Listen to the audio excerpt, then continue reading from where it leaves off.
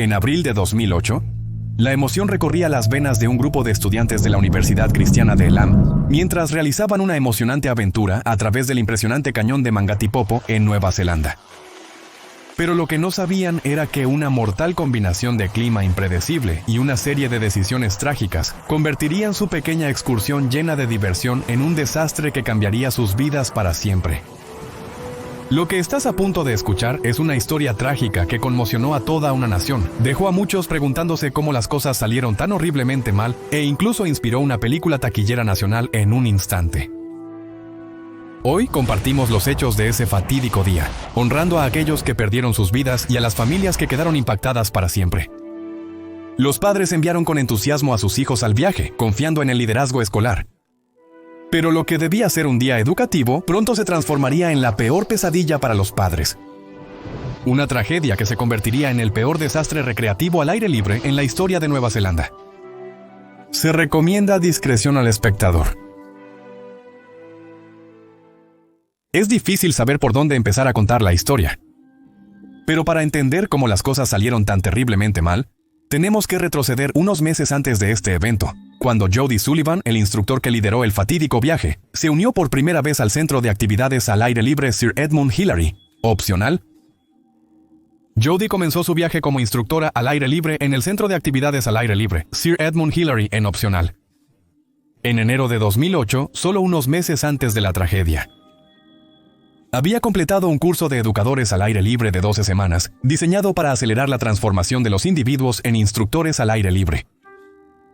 Jody era apasionada de la educación al aire libre, pero aún era nueva en el campo. En el mundo de la educación al aire libre, a los nuevos instructores como Jody generalmente se les asigna un mentor para apoyarlos durante estos viajes, pero ella nunca recibió la orientación que necesitaba desesperadamente. Aunque tenía conocimientos teóricos, este viaje sería uno de sus primeros desafíos reales como líder. A pesar de su inexperiencia, se le asignó liderar un grupo de 10 estudiantes del colegio cristiano Elam y un profesor, en una excursión rutinaria de barranquismo por el desfiladero de Mangatipopo. En la mañana del 15 de abril de 2008, un grupo de 40 estudiantes, todos en el grado 12, del Colegio Cristiano Elam, llegaron al centro de actividades al aire libre Sir Edmund Hillary, opcional para una emocionante aventura al aire libre que fortalece el carácter. El programa de educación al aire libre fue diseñado para enseñar liderazgo, resiliencia y trabajo en equipo en entornos desafiantes. El viaje a la garganta de Mangatipopo fue el momento cumbre del campamento, una ocasión para desafiarse y unirse como equipo. Los estudiantes se dividieron en grupos más pequeños, cada uno liderado por un instructor de opcional para realizar diferentes actividades durante el día. Uno de estos grupos, compuesto por 10 estudiantes y acompañado por un profesor, fue asignado a Jody Sullivan para guiarlos en una excursión de barranquismo a través de la garganta de Mangatipopo. Este grupo de estudiantes ansiosos por la aventura incluía a Tara Gregory, una joven de 16 años con ingenio rápido y espíritu aventurero que había enviado un mensaje a su madre antes del viaje. ¿Bromeando? ¡Adiós, mamá! Entregó su celular porque no se permitían en el viaje. Natasha Bray, otra estudiante conocida por su personalidad brillante, estaba en este grupo y emocionada por el desafío que se avecinaba, mientras que su amiga Portia McPhail esperaba con ansias la emoción de la experiencia de barranquismo. Junto a ellas estaban Floyd Fernández, un estudiante audaz y curioso, y Anthony Mulder, siempre dispuesto a un desafío. Luego también estaba Juan Tom Ha-Su, un estudiante decidido que tenía parálisis cerebral, pero nunca dejó que eso le impidiera participar en todas las actividades. Liderando el grupo estaba su profesor, Anthony McLean, una figura respetada y muy querida que había llevado a muchos estudiantes en viajes similares antes. El plan era sencillo. El grupo seguiría una ruta establecida por el desfiladero de Mangatipopo, mientras practicaban barranquismo en el camino. Su objetivo era llegar al punto medio, participar en ejercicios de construcción de equipo y luego regresar antes de que cambiara el clima. Pero el clima esa mañana ya demostraba ser una gran preocupación. Comenzó a llover con fuerza y el pronóstico advertía que empeoraría durante el día. La garganta de Mangatipopo, como muchas otras, es un valle estrecho y empinado tallado por años de flujo de agua. Normalmente, la garganta de Mangatipopo es un paisaje impresionante. Sus paredes de roca se elevan por encima de los arroyos, y esto lo convierte en un entorno sereno perfecto para el barranquismo, el senderismo y la exploración. Las gargantas son hermosas, pero peligrosas cuando llueve. Las altas paredes de la zona forman un embudo para el agua que ingresa, canalizando la lluvia o el deshielo de millas de distancia hacia la garganta, elevando rápida y dramáticamente los niveles de agua. Lo que parece un arroyo suave puede convertirse rápidamente en un torrente potente y de rápido movimiento cuando el agua es forzada a través de los estrechos confines de la garganta. La fuerte corriente puede arrastrar con facilidad cualquier cosa o persona a su paso. Debido a las empinadas paredes de la garganta, hay poco espacio para escalar a un lugar seguro o escapar si el agua sube repentinamente. En aquel fatídico día de abril de 2008, cuando Jody Sullivan y su grupo de estudiantes llegaron al punto medio de la garganta, el clima, que había sido malo todo el día, empeoró. La lluvia, que comenzó temprano, aumentaba constantemente. Aunque el arroyo aún parecía manejable, los niveles de agua estaban subiendo peligrosamente rápido. Lo que Jody y su grupo no sabían era que el agua se estaba acumulando río arriba, creando las condiciones perfectas para una inundación repentina. A pesar de lo que puedas pensar, el riesgo de lluvia intensa y el aumento de los niveles de agua no fue una sorpresa. En la reunión de personal de las 8 de la mañana de ese día, el gerente de campo del centro opcional, Kerry Palmer, ya había expresado sus preocupaciones. Palmer advirtió a los instructores que fueran cautelosos debido a la previsión de lluvia intensa. Jody había discutido su plan con Palmer, pero la decisión final sobre si proceder o no se había dejado a ella. Palmer no impidió que el viaje continuara, y Jody, confiando en su limitada experiencia, creía que podían manejarlo. Después de todo, los estudiantes estaban bien preparados y ansiosos por completar el desafío. ¿Por qué Jody y Palmer pensaron que podían manejarlo? Quizás fue porque la lluvia comenzó lentamente, o tal vez fue una combinación de exceso de confianza e inexperiencia. Pero una razón más plausible es que ella pensó que podía manejarlo porque así fue como se le enseñó. Esa era la cultura de opcional. El centro tenía una reputación de superar condiciones difíciles, a menudo siguiendo el mantra de llueva o haga sol. Esta actitud estaba enraizada en la cultura, donde se esperaba que los estudiantes afrontaran los retos directamente como parte de su educación al aire libre. Opcional se enorgullecía de ofrecer actividades de alta aventura que enseñaban resiliencia y liderazgo en entornos difíciles e impredecibles. Era común que los instructores tomaran decisiones basadas en experiencias personales en lugar de estrictos protocolos de seguridad, pero había problemas más profundos en juego. Para el año 2008, Opcional estaba luchando con lo que se conoce en términos administrativos como desviación del personal. Los instructores renunciaban frecuentemente, causando una alta rotación y falta de memoria institucional. Los nuevos instructores, como Jody, a menudo se quedaban aprendiendo en el trabajo sin la guía o mentoría que el personal más experimentado podría haber proporcionado. Esto significaba que las lecciones críticas de seguridad no se transmitían a los nuevos reclutas. Los instructores más experimentados probablemente habrían retrocedido, pero la alta rotación de personal de opcional significaba que Jody no estaba equipado con el conocimiento institucional para entender cuán mortal podría volverse el desfiladero durante una tormenta. Desconocía un accidente mortal previo en este mismo desfiladero años antes. Para empeorar las cosas, Jody no era el único operando bajo presión. Kerry Palmer, gerente de campo de opcional, enfrentaba sus propios desafíos. Había una presión creciente para continuar entregando programas de alta aventura, a pesar de tener menos instructores experimentados en el personal. Las operaciones del centro estaban muy extendidas, con el gerente de campo Kerry Palmer supervisando múltiples grupos por sí mismo.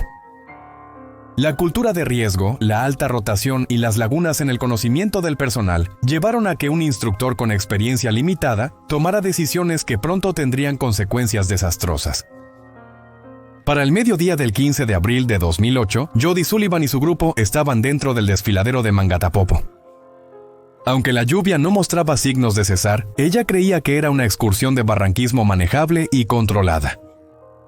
Cerca de la 1 de la tarde, Jody y su grupo arribaron a la presa al fondo del desfiladero. Desde su perspectiva, el agua había subido un poco, pero fluía con claridad, una señal engañosa que indicaba que era seguro seguir adelante. Jody se había comunicado con Kerry Palmer por radio justo antes de llegar a la presa. Palmer le aconsejó que evaluara la situación cuando llegaran al desfiladero, mientras expresaba sus preocupaciones sobre el aumento de los niveles de agua. Estaba inquieto por el clima, pero confiaba en el juicio de Jody. Ella, a su vez, decidió que aún podían continuar, con la intención de solo avanzar parcialmente en el desfiladero antes de involucrar a los estudiantes en ejercicios de construcción de equipos. Sin embargo, para cuando comenzaron su descenso más profundo en el desfiladero, la situación se estaba volviendo más precaria. Lo que Jody y el grupo no se dieron cuenta fue que el agua río arriba se estaba acumulando rápidamente. Las estrechas paredes del desfiladero de Mangatepopo actuaban como un embudo, canalizando el agua de lluvia de las montañas circundantes directamente al arroyo, transformándolo en una bomba de tiempo. Cerca de las 14:00, el grupo llegó a la Lech a mitad de camino, un punto de retorno habitual para excursiones por el desfiladero. Esta era una estrecha formación rocosa justo encima del arroyo, y era un lugar donde los instructores a menudo se detenían para evaluar la situación antes de regresar.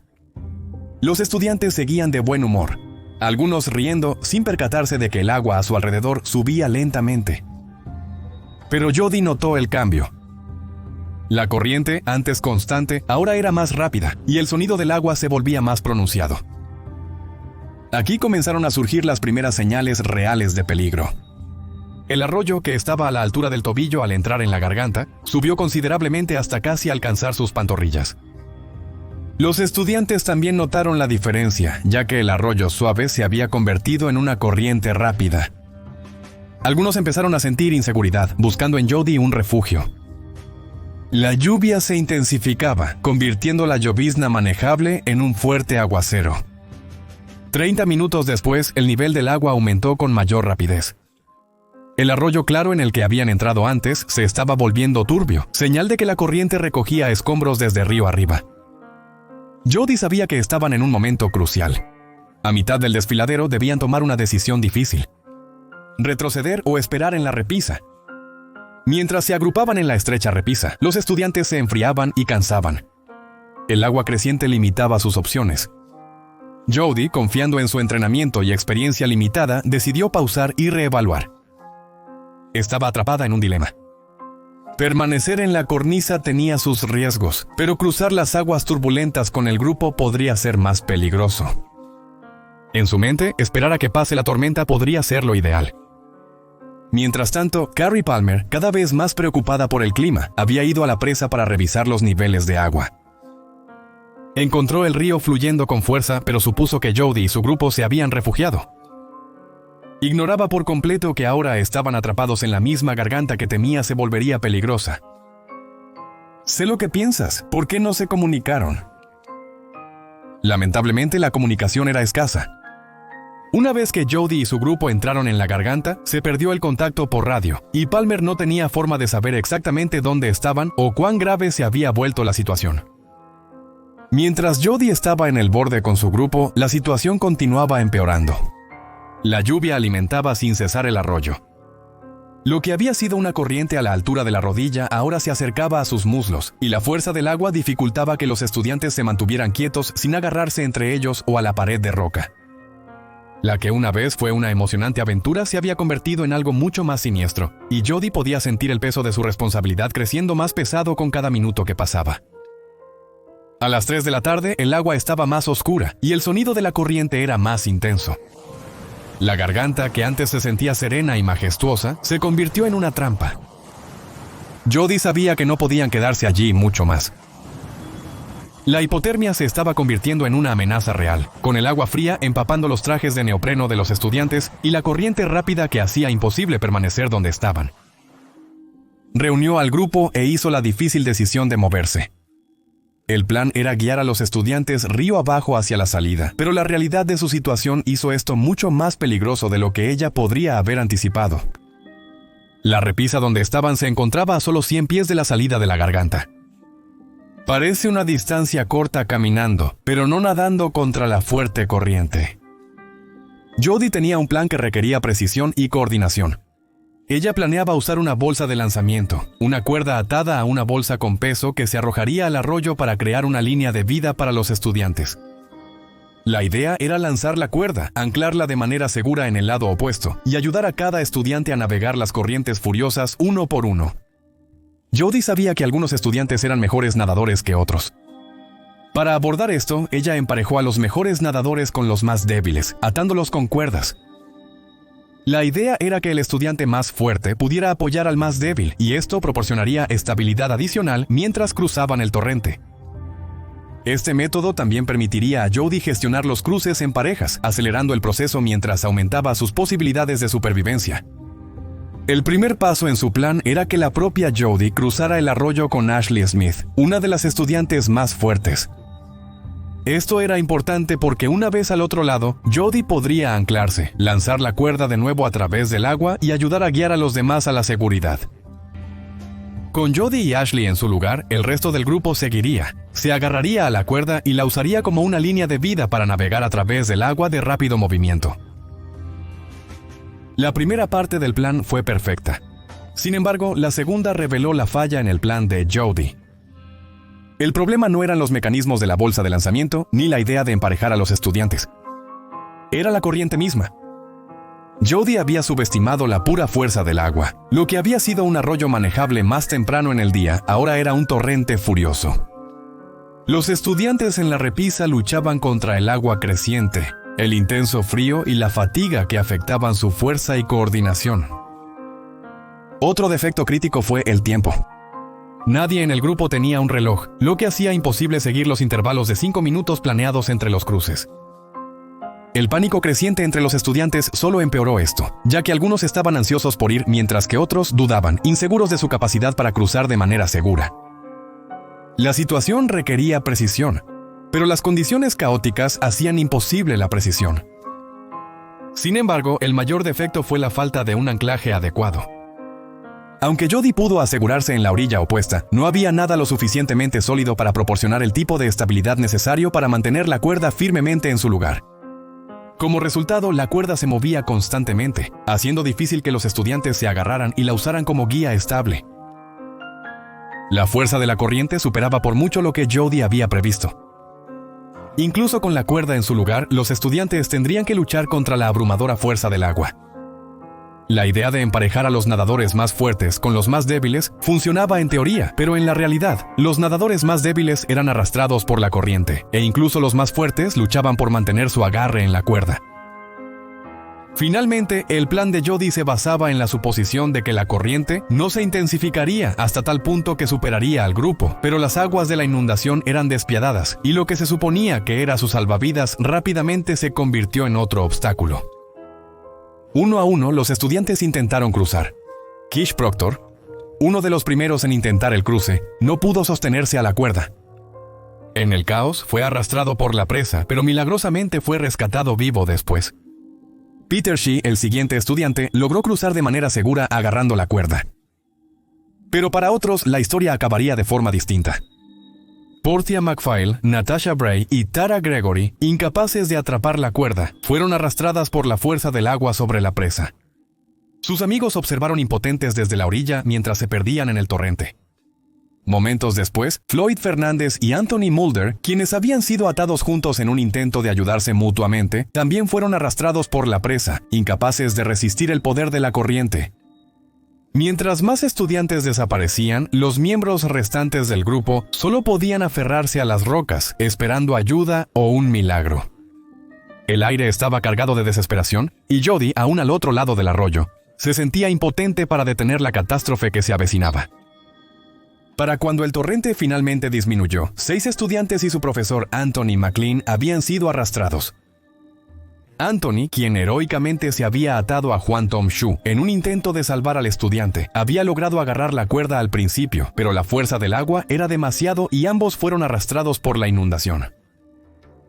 Las horas que siguieron al desastre fueron un torbellino de pánico, confusión y desolación. Los servicios de emergencia fueron notificados de inmediato, iniciando operaciones de búsqueda y rescate. La noticia de la tragedia se difundió rápidamente y la comunidad contuvo la respiración, esperando un milagro. Pero a medida que pasaban las horas, la devastadora realidad comenzó a asentarse. Los equipos de rescate llegaron al lugar, encontrando a los que habían sobrevivido agrupados en la cornisa, fríos, exhaustos y en shock. Algunos estudiantes, como Kish Proctor, escaparon de la muerte por poco, mientras que otros simplemente tuvieron suerte de sobrevivir a la poderosa corriente. Pero para las familias de los desaparecidos, la noticia era insoportable. 6 estudiantes y un profesor se perdieron, arrastrados por la inundación. En medio del luto nacional surgieron interrogantes. ¿Cómo podría suceder algo así? Un viaje escolar destinado a fomentar el trabajo en equipo y el liderazgo terminó en una tragedia nacional. Y lo más crucial, se pudo haber prevenido. En las semanas siguientes se inició una investigación sobre los eventos que llevaron a la catástrofe de Mangatepopo Gorge. Los hallazgos fueron impactantes, revelando una serie de fallos sistémicos en el Centro de Actividades al Aire Libre Sir Edmund Hillary, opcional.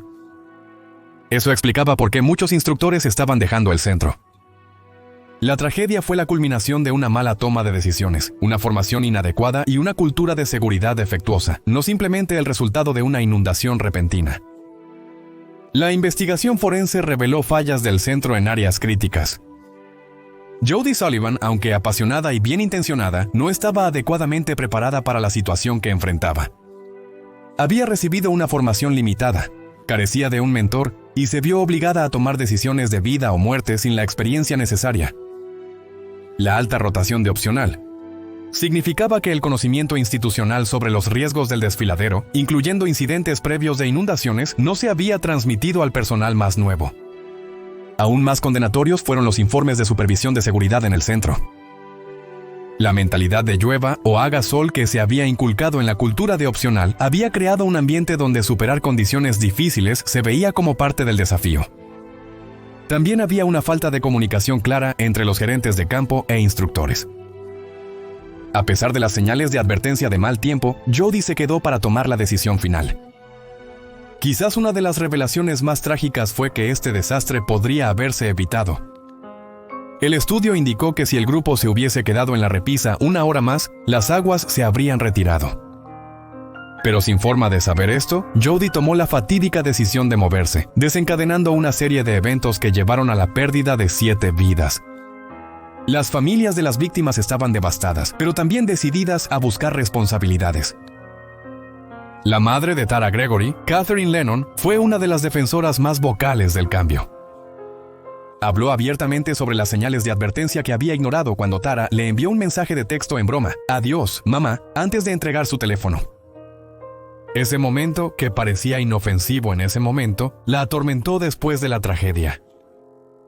A medida que avanzaba la investigación, quedó claro que opcional no era un caso aislado. Todo el sector de la educación al aire libre estaba bajo escrutinio, con muchos cuestionando los estándares de seguridad y la supervisión existentes para actividades de tan alto riesgo. Los informes revelaron que opcional había experimentado otros incidentes cercanos e incluso fatalidades en el pasado, pero estos incidentes no eran ampliamente conocidos o abordados dentro de la organización. En las secuelas del desastre de Mangatepopo, el centro opcional fue multado con $480,000 por violaciones a la salud y seguridad. El director del Elam Christian College, Murray Burton, fue galardonado como miembro de la Orden al Mérito de Nueva Zelanda por su liderazgo al guiar a la comunidad escolar a través de un evento tan traumático. Pero para las familias que habían perdido a sus hijos, ninguna cantidad de compensación o reconocimiento podría llenar el vacío dejado atrás. La tragedia del desastre del desfiladero de Mangatepopo dejó una marca indeleble en Nueva Zelanda. Provocó cambios extensos en la industria educativa al aire libre. Con protocolos de seguridad más estrictos y líneas de comunicación más claras implementadas en todo el sector. El informe del forense hizo casi 200 recomendaciones para prevenir futuras tragedias, muchas de las cuales fueron adoptadas por proveedores de educación al aire libre en el país. Para los sobrevivientes, los recuerdos de ese día siguen grabados en sus mentes. El sonido del agua corriendo, la sensación de impotencia y la pérdida de sus amigos son experiencias que llevarán consigo por el resto de sus vidas. Para las familias de los fallecidos, el dolor de ese día permanecerá por siempre. Al final, la tragedia del desfiladero Mangatepopo sirve como un desgarrador recordatorio de los peligros que pueden surgir cuando subestimamos el poder de la naturaleza y sobreestimamos nuestra capacidad para controlarlo. Aunque la tragedia no puede deshacerse, las lecciones aprendidas de ella sin duda han hecho que la educación al aire libre en Nueva Zelanda sea más segura para las futuras generaciones. Gracias por ver y nos vemos en la próxima. Mantente audaz y vive valiente.